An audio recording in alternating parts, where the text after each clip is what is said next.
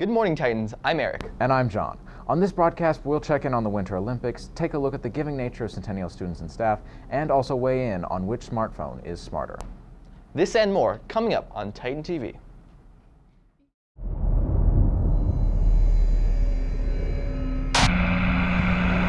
Signing off for Titan TV. Recorded on camera 6. Hello. Danny made this.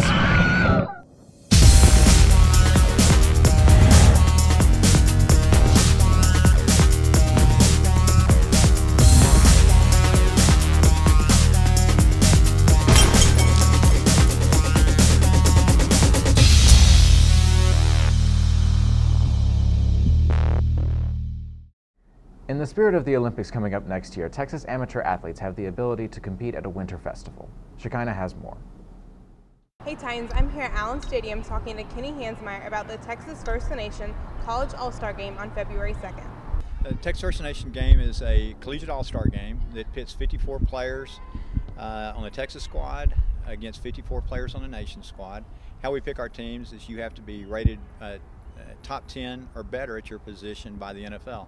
So if I'm to get on the Texas squad, I could play at Dallas South Oak Cliff, go on to Notre Dame, be the 5th best running back at Notre Dame. I can wear my Notre Dame helmet and come back and play on the Texas squad. You have to have some Texas ties. Bill Bates has coached the Texas squad for the past 2 years. He was able to beat Howard Snellenberger the first year. Second year, Jerry Glanville. Bill's got a great coaching staff coming back. Howard Snellenberger, who got beat 2 years ago, asked to come back and challenge Bill Bates again.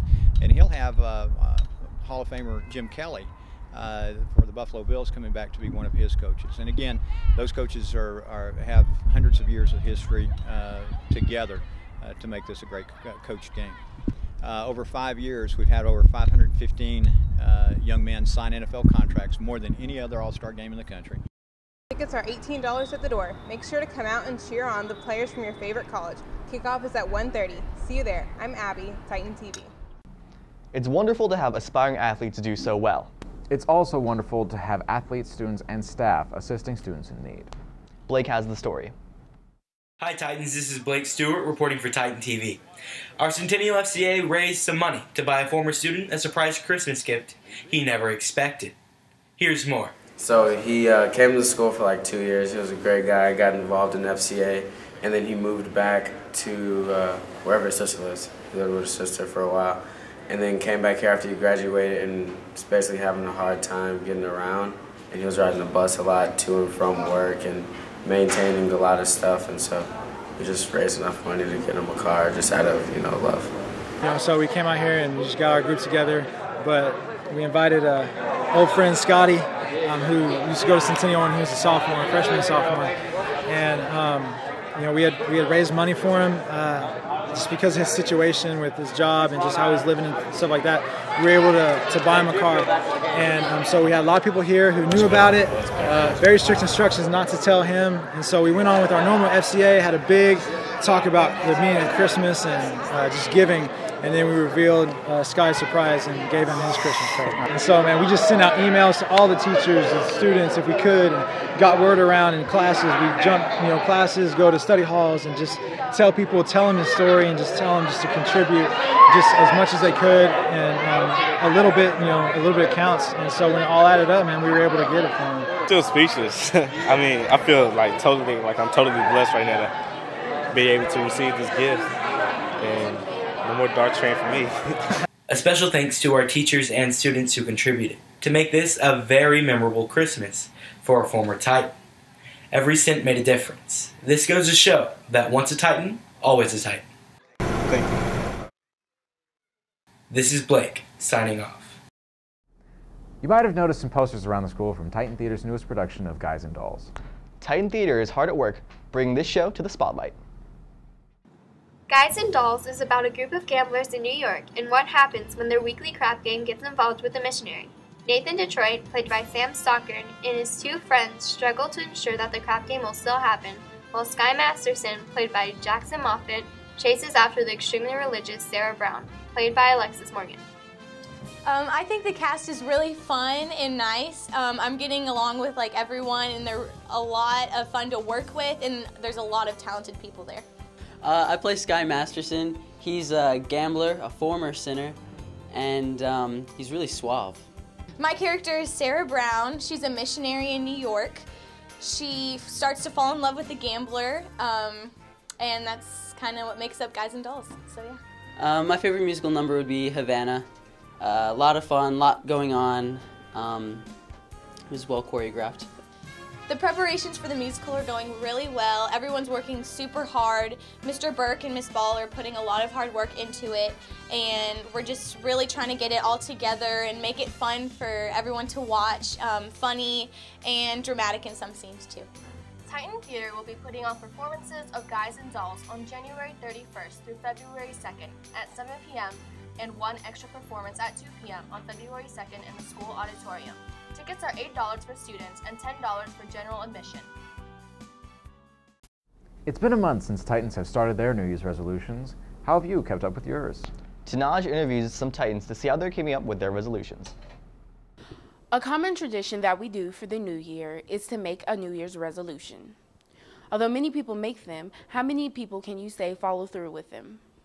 Titans, what is your New Year's resolution? Well, I actually had two resolutions. The first one was to stop biting my nails because I have a habit of biting my nails, especially when I get nervous. And my second resolution was to not be on the computer until my daughter goes to sleep, just so I can make sure I spend more time with my family. Stop tweet watching people as much because I don't think I should be stalking people on Twitter. To follow through with it, with my nails, I just try to pay attention to if I start to go up and bite, then I just quickly put my hands in fists and hopefully that will prevent me from biting them. As far as the second resolution, pretty much I just tell myself I put my computer upstairs. This year, it's going to be way different than last year, even though they were the same resolutions and I didn't follow through, but this year I have hope. Advice I have for people who need help sticking to those resolutions would be just to keep that goal focused and to not lose sight of what they're trying to accomplish. Process might not be the easiest, but if they just keep their eye on the prize and focus on what they want to accomplish and less on the anguish of actually carrying that out, then I think that they could be more successful. This year, this is the first time that I've made these resolutions as far as not being on my computer and as far as not biting my nails. I've never made those resolutions before. And I'm a pretty determined person, so usually when I set my mind to do something, usually I follow through. My advice would be to just believe in yourself. It's not too late to make a New Year's resolution. The important thing is to follow through with them. I'm Tanaj with Titan TV. This year, I made a resolution not to drop my new phone. It seems like everyone nowadays wants a new smartphone. Giovanni helps you find the Droid, or iPhone, that you're looking for. I have the iPhone 4S and I like it because I like to text people and I can use like Siri, but sometimes it goes off during class. I have the iPhone. I don't like it. It always crashes on me. Because iPhones are too mainstream. Lately there's been the question of whether iPhone or Android is better. Here's some information to clear the answer up. The iPhone 5, the latest and greatest iPhone, sports a 4-inch Retina display, an 8-megapixel 1080p camera on the back, and a 1.2 megapixel 720p camera on the front. It can have up to 64 gigabytes of memory. It has a 1.2 gigahertz dual-core processor. It also has mobile hotspot, supporting up to 5 devices, and has up to 8 hours of talk time. The Galaxy S3, which is the pinnacle of Android smartphones, caters a 4.8-inch AMOLED screen, an 8-megapixel 1080p camera on the back, and a 1.9 megapixel 720p camera on the front. It has up to 64 gigabytes of memory, and it has a 1.5 gigahertz dual-core processor. It also has a mobile hotspot, however, it supports up to 10 devices, and it has 9 hours of talk time.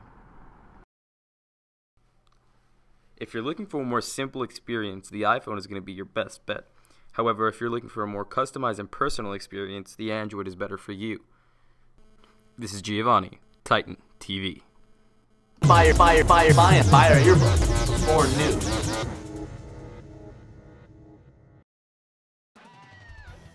Last call for ASL household donations. Drop them by AA200 by February 8th.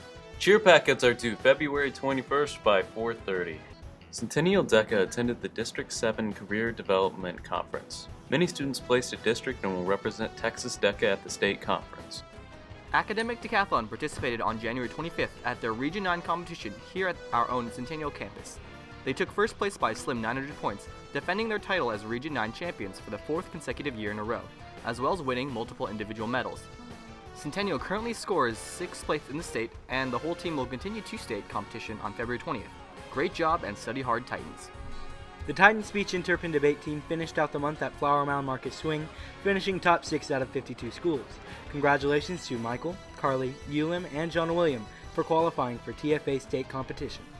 If you want to become part of the Sweethearts, pick up a tryout packet from Mrs. Black in the dance studio. There will also be a mandatory meeting for parents on Monday, February 4th at 7 p.m. in the multi-purpose room.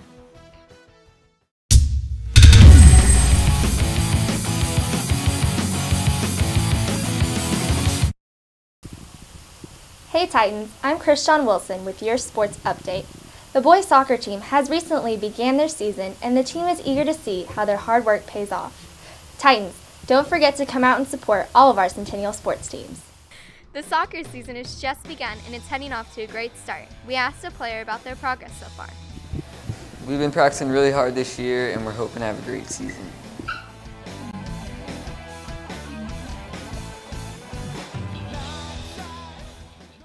Their hard work is paying off and the team captains are looking optimistic about the season.